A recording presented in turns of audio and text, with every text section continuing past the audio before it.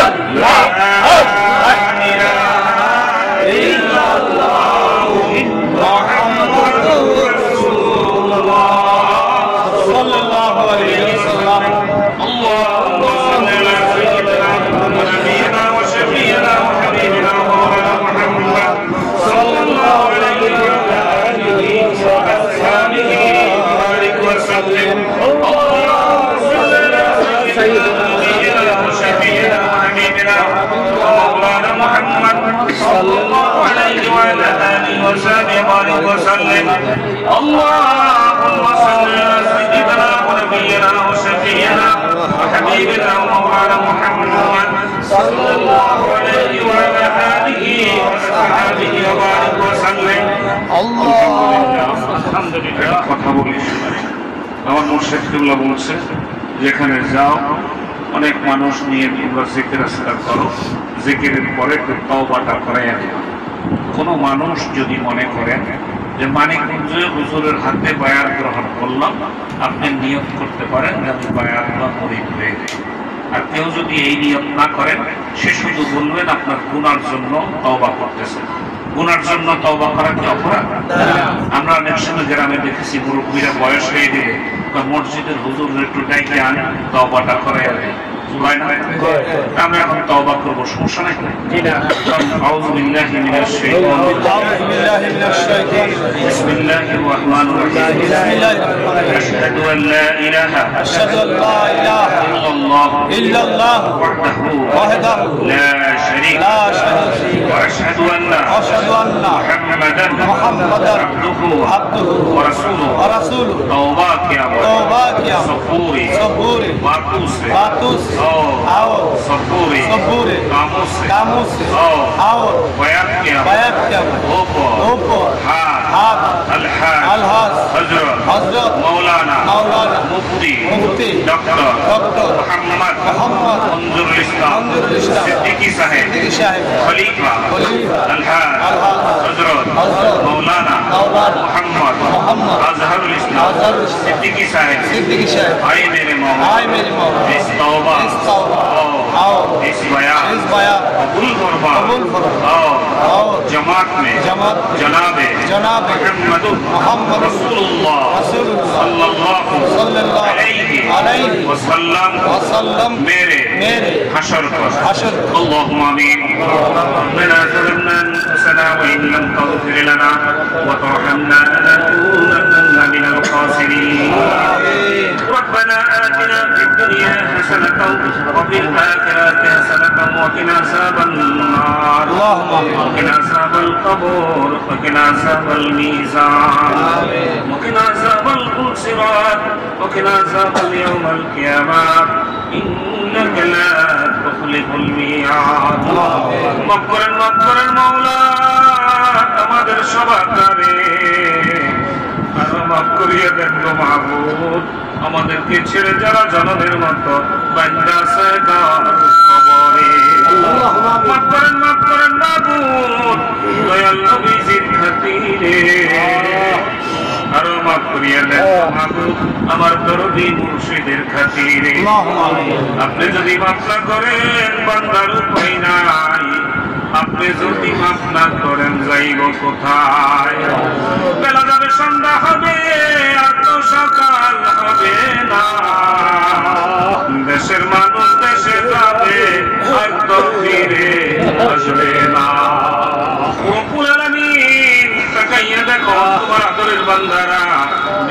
কোরআন বসে থেকে কোরআন হাদিসের আলোচনা শুনেছে, আয় আল্লাহ তোমার মতো মাখানামের জিকির করলো, দয়া করে মায়া করে মানুষগুলারে তুমি কবুল মঞ্জুর করে না। নিয়ে মজলিসে প্রবেশ করেছি আল্লাহ, গুনাহ মাফ না করাইয়া তুমি বাড়িতে ফিরাইও না। আমরা অসহায়, ও মাবুদ, গুনার বোঝা মাথায় লইয়া তোমার শাহী দরবারে হাত তুলেছি। আল্লাহ কবিরাত তুমি তাকাইয়া দেখো তোমার কোন বান্দাটা কি ব্যথা নিয়ে কি বেদনা নিয়ে তোমার শাহী দরবারে ভিক্ষুকের মতো হাত পেতে আছে। আল্লাহ মনের নেক মাকাসাতগুলা পুরা করে দাও, আমিন। মনের অশান্তিগুলা দূর করে দাও, অভাবগুলা দূর করে দাও। আল্লাহ রোগ শোক বালা মুসিবত দিয়ে শাহী দরবারে হাত তুলল গো, ও মাবুদ তুমি সাফায়ে হাজলা কামেলা নসিব করে দাও, আমিন। আল্লাহ অর্থনৈতিক অসুবিধা আছে অনেক মানুষের, আল্লাহ তুমি অর্থনৈতিক স্বাচ্ছন্দ্য ফিরাইয়া দাও, আমিন। আল্লাহ বিভিন্ন ধরনের পেরেশানিতে আছে, পেরেশানি মুক্ত করে দাও, আমিন। আল্লাহ আমাদের মা বাবার জীবনের গুনাহগুলো মাফ করে দাও, আমিন। আল্লাহ অনেকের দুঃখী মা অন্ধকার কবরে ঘরে যাইয়া মা বইলা ডাক দিলে উত্তর আসে না, বাবা বইলা ডাক দিলে জবাব পাওয়া যায় না। ওই মা বাবা অন্ধকার কবরে শুয়ে শুয়ে আমাদের দিকে তাকিয়ে আছে, আমাদের মা বাবার কবর গুলো জান্নাত বানাইয়া দাও, যার উসিলায় লা ইলাহা ইল্লাল্লাহর জিকিরটুকু মুখে উঠলো, আমার নবী মুর্শিদের হায়াত বাড়াইয়া দাও, আল্লাহ সুস্থতা তুমি এনায়েত করে দাও, আল্লাহ এলাকার প্রতিটা মানুষকে কবুল করে নাও, আল্লাহ এই সমাজ তুমি সুন্দর করে দাও, আমিন। এই রাষ্ট্র তুমি সুন্দর করে দাও, আমিন। আর কোন মায়ের বুক খালি করাইও না, আমিন। আমারই কাটাকাটি অন্যায় অবিচার অত্যাচারে দেশ থেকে উঠাইয়া না, আমিন। রাজনৈতিক নেতৃবৃন্দ যে যেখানে আছে আল্লাহ প্রত্যেকের মধ্যে সহনশীল মনোভাব তুমি তৈরি করো, আমিন। আল্লাহ আমরা তো কবর পথের যাত্রী, জানি গো মাবুদ কখন মৃত্যুর পরোয়ানা জারি হয়ে যায়, কেমনে যাব অন্ধকার হই কবরে, যে কবরের সাথী নাই বাতি নাই, আল্লাহ মা বাপ কেউ তো সাথে যাবে না, আল্লাহ তুমি আমাদেরকে মাফ করে দাও, আমিন। আল্লাহ কবরের সাথী, কবরের বাতি, কবরের রুজি, কবরের পুঁজি সঞ্চয় না করা পর্যন্ত কাফনে জড়াইও না, আমিন। আল্লাহ আমাদের সন্তানদেরকে কবুল করে না, আমিন। বিবিদেরকে কবুল করে না, আমিন। আল্লাহ ইমানদার পরেজগার মুত্তাকি নামাজি হিসেবে কবুল করে না, আমিন। আল্লাহ কন্যা সন্তান যাদের উপযুক্ত হয়েছে ভালো পাত্রের ব্যবস্থা করে দাও, আমিন। পুত্র সন্তান যাদের বড় হয়েছে ভালো মেয়ের ব্যবস্থা করে দাও, আমিন। অনেকের সন্তানেরা দূর দূরান্তে আছে, আল্লাহ দোয়া চেয়েছে তুমি হেফাজতে রাখো, আমিন। আল্লাহ তুমি দয়া করে আমাদের জন্য মেহেরবান হয়ে যাও, আমিন। আল্লাহ তুমি আমাদের জন্য মেহেরবান হয়ে যাও, আমিন। আল্লাহ আমাদের প্রত্যেকের মাফ করো, আমিন।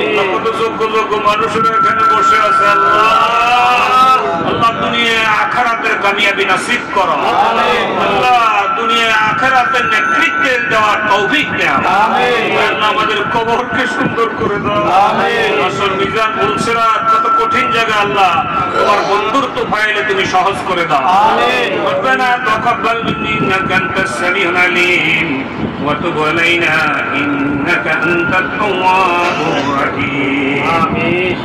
رب اجعلني مقيم الصلاة ومن ذريتي ربنا تقبل دعاء رب اغفر لي وللعالمين وللمؤمنين يوم يقوم الحساب رب ارحمهما كما ربياني صغيرا رب ارحمهما كما ربياني صغيرا اللهم انت رب لا اله الا انت خلقتني وانا عبدك وانا عهدك ووعدك ما استطعت اعوذ بك من شر ما صنعت ابو لك بنعمتك علي وابو بك بفضلك فانه لا يغفر الذنوب الا انت اللهم اني اعوذ بك من البرص والجنون والززام ومن سيء الاسقام لا اله الا انت سبحانك اني كنت من الظالمين فاستجبنا له ونجيناه من الغم وكذلك ننجي المؤمنين اي الله আমাদের অনেকে দোয়া চেয়েছে আল্লাহ তুমি কবুল করো আমিন আমাদের আনোয়ার ভাই দোয়া চেয়েছে আল্লাহ তুমি কামিয়াবি নসিব করো আমিন আল্লাহ উনাকে হায়াতের মধ্যে বরকত দাও আমিন আল্লাহ মানুষের ভালোবাসা অর্জন করার তৌফিক ইনায়াত করো আমিন আল্লাহ তুমি দুনিয়া আখিরাতের জন্য তুমি নেতৃত্ব দেওয়ার যোগ্যতা তৈরি করে দাও আমিন রব্বুল আলামিন আরো যারা যারা দোয়া চেয়েছে প্রত্যেকের কবুল করে নাও আমিন আল্লাহ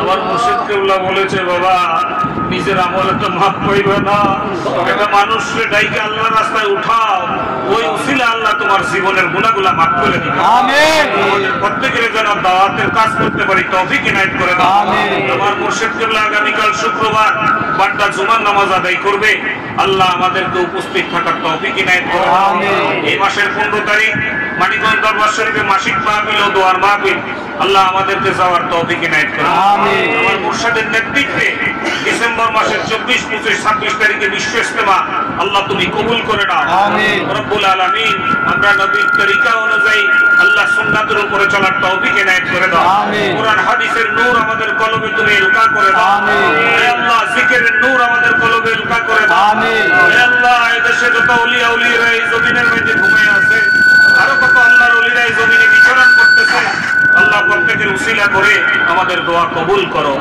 রব্বুল আলামিন এই দেশ ওলি আল্লাহদের দেশ রব্বুল আলামিন কত হক দরবার শরীফ এই দেশে প্রতিষ্ঠিত আল্লাহ প্রত্যেক হক দরবার শরীফকে তুমি কবুল করো আমিন রব্বুল আলামিন আমাদেরকে তোমার রেজাবন্দি হাসিল করার তৌফিক ইনায়াত করো আমিন আল্লাহ তোমার ভয় তোমার হাবিবের মহব্বত সৃষ্টি করে দাও আমিন হে আল্লাহ আমাদের মুর্দা কলবগুলা আমার দরদি মুর্শিদের জিন্দা কলবের উসিলা করে জাগ্রত করে দাও আমিন আল্লাহ জিকিরের নূর দ্বারা আমাদের কলবকে তুমি জাগায় দাও আমিন রব্বানা ইয়া রব্বানা ইয়া রব্বানা মাফ করে দাও ইয়া ইলাহি সব গুনাহ اللهم رب زد مرشدا حياة طيبة وصحة إماما كاملا أبدا أبدا يا رب العالمين واجعل آخرات كلمة لنا الموت لا إله